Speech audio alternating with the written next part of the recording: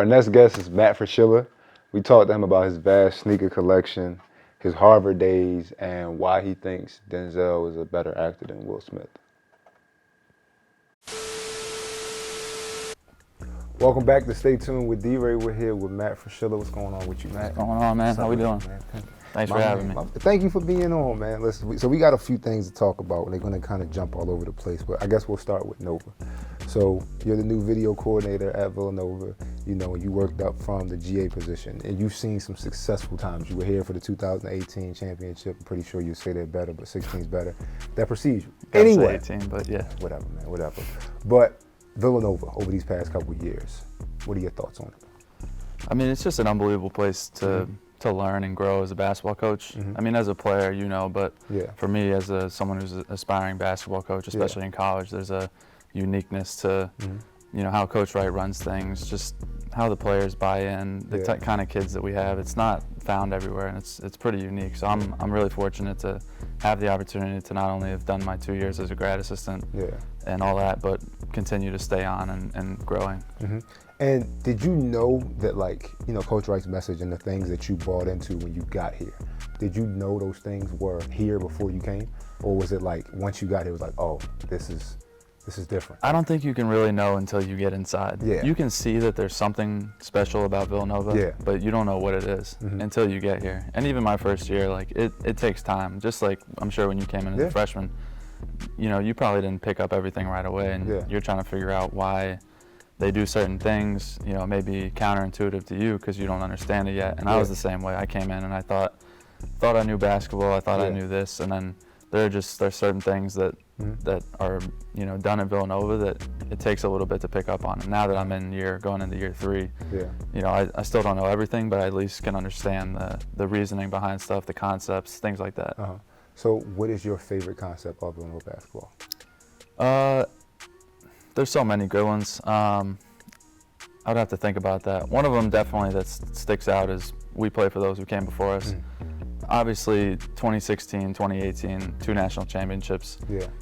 There's a lot that went into those teams, just with the players, and, you know, Arch and Chris and Josh and those guys, Jalen, Mikal.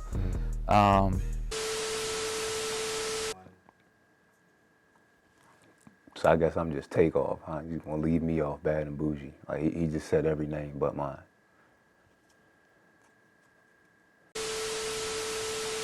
But you think about all the guys that played at Villanova before that, you know, even before the '85 team, you have some legends with Rory Sparrow and guys like that, and then, Howard Porter. You just have these guys that Villanova basketball wouldn't be what it is today without those guys. And you see the success that Coach Wright's had, but even before that, Villanova basketball is not just the last 18 years since Coach Wright's gotten here. It's been so many people that have come through and contributed to the program, and you know, donated their time and money and just their, you know, presence here. It's really cool.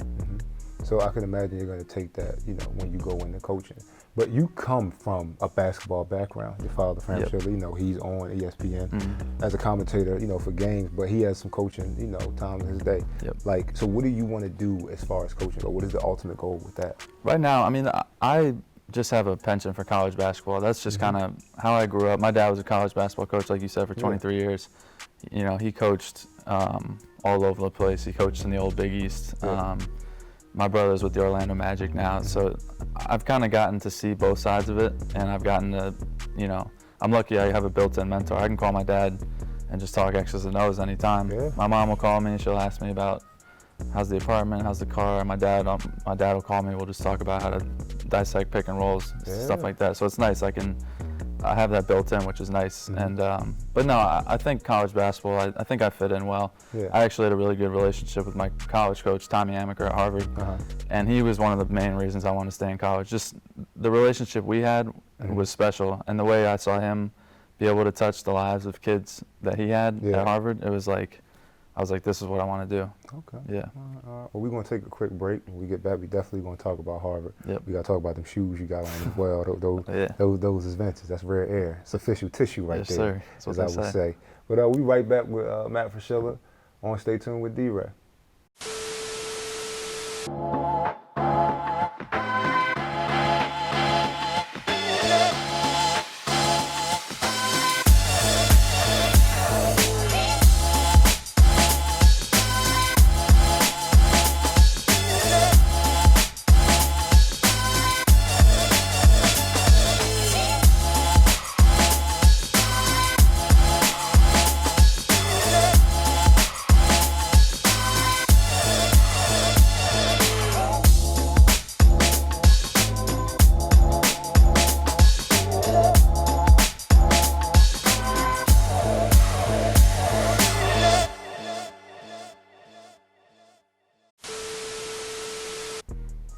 Welcome back to Stay Tuned with D-Ray. We're here again with Matt Fraschilla. So Matt, before we get into your time at Harvard, Yep.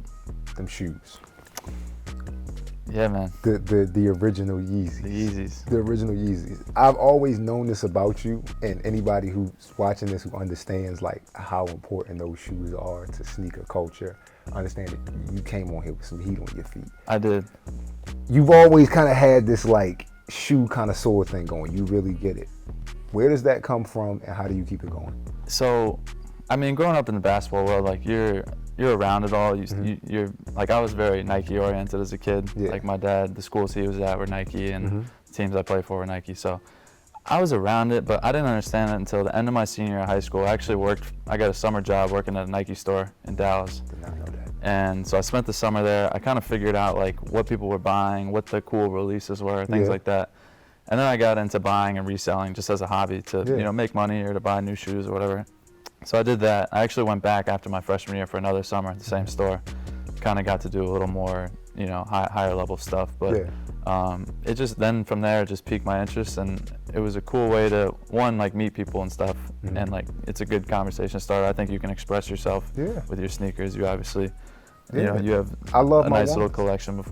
So it's the classic sneaker. of course, it's an all-time. Man. That's where it all started.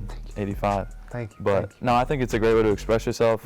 I eventually started learning like really the ins and outs of it, like with reselling stuff like that. And to make money. I was a college kid. Like couldn't have a job. I was playing basketball, so it was a nice little side hustle I picked up. And then obviously I love the shoes for themselves, but there's so much like behind it with the culture and things like that. It's kind of opened my eyes to a whole new kind of world. Yeah, no, it is. Like sneakers is, you use the word culture. Yeah. It's a part of the culture. Like, what people have on their feet. And obviously you see that a lot with the NBA. It's such a staple of it. But like what people have on their feet, I like you said, it's an expression of yourself. Yeah. So you definitely are educated in that. We got to talk about a different type of education, Harvard. Now, when you say that, obviously, like it's like, oh, Harvard. Like people always like, they make fun, but they make fun because, quite honestly, understand how prestigious that is. You went to Harvard. You graduated from Harvard. That is a big deal. What was your favorite part of that experience? Yeah, it's still crazy to think about it. There would be times where I'd be walking through campus and I would look around. I'm like, I'm at Harvard. This is crazy. Like, because you see it in like movies and like, Oh my God! Wow! Oh my God! Parents like all across the country, I'm sure, tell their kids like, if you don't study, like you're not going to get into Harvard. Yeah. Harvard's it's a lot of cliches. It's like the standard. So to be a part of that was just so unique. The people you're around, like people think it's got an air of like, arrogance and this and that, elitist. And there's to that to some extent. But the people you're around on an everyday basis, like you be in class with someone, and you're hanging out with someone, going out or whatever, and you become cool, you become acquaintances, and then you realize like you didn't know that kid was working on like a cure for cancer, or like was the the son or daughter of someone that was incredibly important, and you're just like you take it for granted sometimes because they're normal kids, like you're hanging out with them like we'd be hanging out, and all of a sudden you're like, yo, do you know who that is, or do you know what they did, like do you know where they work? And it's just like you forget how important everyone there is, and like I try to think about like classmates I was with and like teammates I had that are going to be, they could be a senator, they could be a CEO of a major corporation, they could be a pop artist, you never know. So it's like it was a great experience. I loved every second of it, but the people definitely made it. That's dope, man. Thank you. I never asked you that. Like all our conversations, I never asked you about your days at Harvard. No. Purposely waited till now. Of course. I had to give you my man. Give me the real. Give me the real. Exactly. Last topic, and I know it's a complete pivot from Harvard, but we're on the topic of education, and you were very educated when it comes to Denzel lines. Our limited free time is based around conversations on Denzel quotes. Now I'm gonna just say it. You a white dude with a lot of knowledge of Denzel. Hey, how? I think there are probably two actors where no matter what movie it is, no matter what it is, I'm gonna watch it. One of them is Denzel. I will drop anything and watch a Denzel movie. Okay. Doesn't matter. I'm actually a big Matt Damon fan too. So like I actually like watching, like, I think it was because the Bourne movies were some of my favorites, and then you have, like, Okay. The Adjustment Bureau and all that stuff. I don't know. I think it's because of some of my favorite movies he's in. Yeah. I just like, I don't know, Good Will Hunting, all that stuff. Yeah. Anyway, Denzel is definitely number one. I love how you keep going back to Boston, but go ahead. I know. Yeah. It's ingrained in me at this point. But Denzel, yeah, he's like everything from He Got Game, Yeah. which is one of the best basketball movies ever. My man. Training Day, Yes. which was his first Oscar, I think. Yep. You have American Gangster, you have Yes. Inside Man, you have all this stuff, man. Like, he's so versatile, and he plays all these. He can be the good guy and you root for him. He could be the bad guy, you root for him. You know what I'm explaining. Well, yeah, you're a Will Smith guy. Mm-hmm. I know, but Denzel just has I don't know what it is about him, but he just makes you feel his character. Yeah. Like you feel like the wrath, or you feel that. Like, yeah. This is real. Yeah, This is he real. makes it real. Okay. So that's why he's one of a kind. Before we jump into that Will Smith thing, favorite Denzel line? Man, that's tough. It's gotta be. We quote so many. I'm sorry. Like, it's like lyrics. Yeah, like, I don't a wanna, situation like, comes up. I we also immediately don't know go. like how censored this is and all that, so I'm trying to think like Training Day. He's got some good ones, but Go ahead. nah, I'll say you're either one of two things in this world. Either you're something or you're nothing.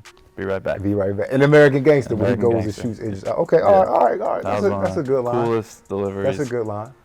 All right, so you know what I'm about to say about this Denzel versus Will Smith. Yeah, thing. yeah. Will Smith plays a different variety of roles. You, blah, blah, yeah, blah. yeah. I get it. Anybody who it. knows me knows I I've argue about heard this it. all the time. Yeah, he's Philly. I get it. No, it has nothing to do with the Philly thing. You just said it. Versatile. You said Denzel was versatile. He makes the character real. I feel like, and we're just going to debate about this real quick. We got to wrap up. But I feel like Will Smith is a better actor because he can play many different roles. I feel like Denzel Washington is a great actor and has a better rap sheet. Like, Will Smith has some misses. Men in Black, Wild Wild West, wasn't with it. But Denzel has a better rap sheet, but he's not a better actor because he's always playing the same type of character. He's the alpha male. He's the omega at the same time. He's usually never like the guy who's at the top of something. He's usually like kind of off to his own. Or he's just like somebody who nobody can touch. He has this kind of like sarcastic, sassy Yeah. thing going. And I just feel like he's always that same type of character. I feel like the guy in Training Day is the same guy in American Gangster, is the same guy in John Q. I feel like it's all the same character. I get it. I get what you're saying, and there's a whole other debate about what is being the best actor. Is it being the most versatile? Is it being the best at what you do? Yeah. So I think there's a debate there. I just know every movie that Denzel's in, you just like see his character and you just. Sound just like me. And I know what you're going through. I know what you're feeling. You're scared. I'm not scared. Yes, you are. You're terrified. Everybody goes through that the first time. I went through it. The sooner you can match what's in your head with what's going on in the real world, the better you're gonna feel. In this business, you gotta have a little dirt on you for anybody to trust you. And when all this is behind you, there's gonna be a whole other world that opens up for you. I walk a higher path, son. I can give you the keys to all the doors. Know that. I mean, you may be right. He plays a similar kind of Yeah. that gruff kind of guy, and like It's the same tone. to the point, very much so. But I don't know. I see Denzel, everything he's in. I'm just like, this dude is real. This is gonna like, be a this hit. dude is a bad dude. So All right.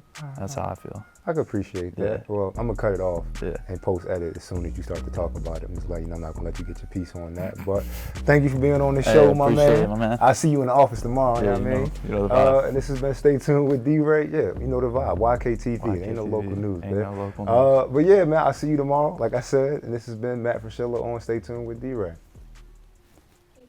Oh yeah. So we gotta keep rapping and have Yeah. this like Full House moment, just like, it's like, oh yeah, it's like, oh, but exactly. Just stop. Yo, you imagine that? Like if one of them just cut and it's just like, motherfucker, and right before the credits go, it's just me lunch.